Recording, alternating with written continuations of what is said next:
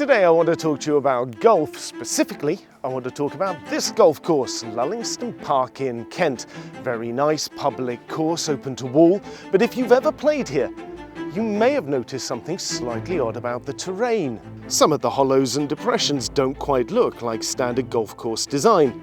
They're too deep, too random. The wrong sort of a shape for a sand trap. And there's a reason for that. Some of them are bomb craters. Real ones, left by the Luftwaffe very kindly in 1943.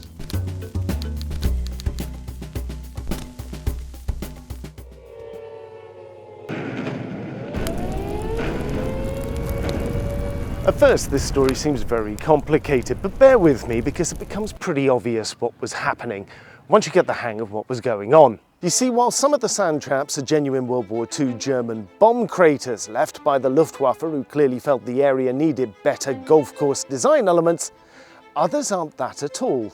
They just look like them, which was rather the point.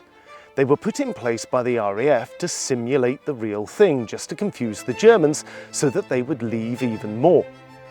So what on earth was so special about this tiny patch of Kent that everyone decided it was in their mutual interest to make it look like the surface of the moon? Well, for that we need to go back to 1940. It's World War II and Britain is alone. The Luftwaffe is systematically targeting RAF airfields in the Battle of Britain. Biggin Hill is just up the road and it's being hammered repeatedly. And someone in the Ministry of Defence has a very British idea. What if we built fake airfields and bombed ourselves?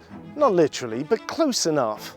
Across Britain, the RAF established a series of decoy sites. These were called K sites for daylight deception, dummy aircraft, fake hangars, carefully arranged to look convincing from 10,000 feet up in the air. And then there were Q sites for night, controlled lighting designed to mimic the flare path of an active runway. Lullingstone, bless it, got both. The field here was fitted with dummy Hawker Hurricanes, wood, canvas, plywood, fake hangars too.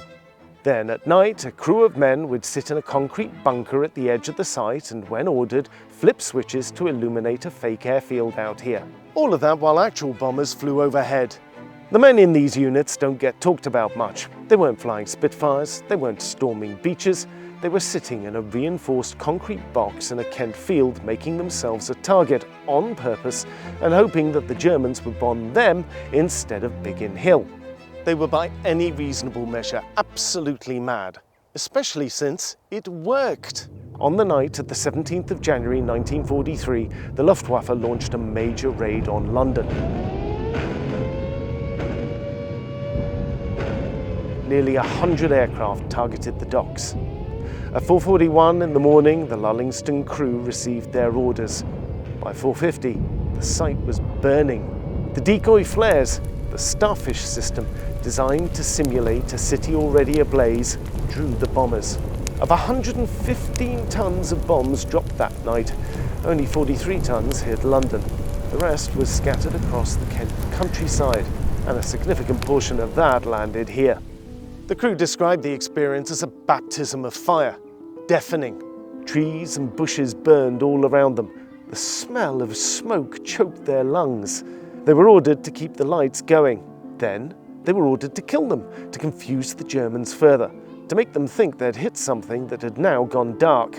It worked so well that at least on one occasion, even though the German maps had Lullingstone marked as a dummy site, the Luftwaffe bombed it anyway, apparently deciding the British wouldn't mark their own real airfields on captured maps.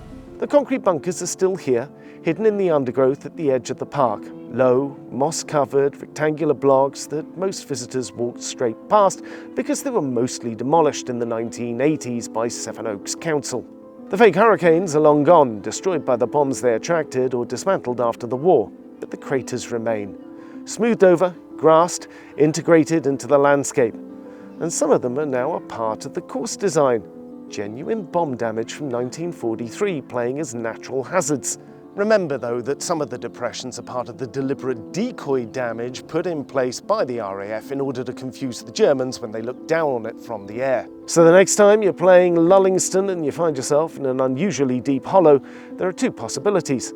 Either the Germans put you there or the RAF did. Either way, you're playing through the front lines of World War II while you're here.